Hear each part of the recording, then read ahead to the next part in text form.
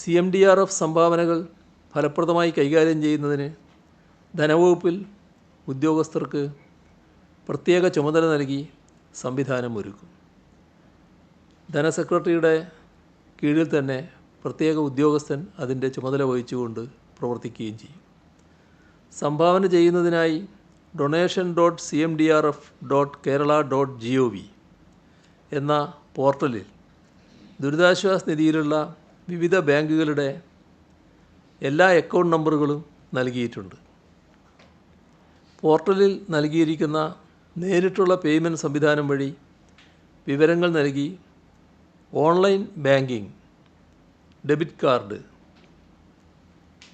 Credit card, UPI എന്നിവ വഴിയോ account number വഴിയോ നേരിട്ടോ സംഭാവന നൽകാം. ഇതിലൂടെ നൽകുന്ന സംഭാവനയ്ക്ക് ഉടൻ തന്നെ റെസീറ്റ് ഡൗൺലോഡ് ചെയ്യാൻ സാധിക്കും.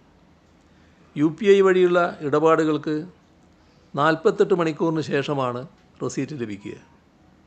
ദുരിതാശ്വാസ നിധിയുടെ പോർട്ടലിലും സോഷ്യൽ മീഡിയ വഴിയും വിവിധ അക്കൗണ്ടുകളുടെ UPI QR കോഡ് നൽകിയിരുന്നു.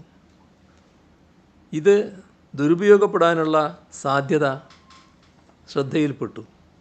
അതിനെ തുടർന്ന് QR കോഡ് സംവിധാനം പിൻവലിക്കാൻ തീരുമാനിച്ചിട്ടുണ്ട്. പകരം പോർട്ടലിൽ നൽകിയിട്ടുള്ള UPI ID വഴി ഗൂഗിൾ പേയിലൂടെ സംഭാവന നൽകാനാകും.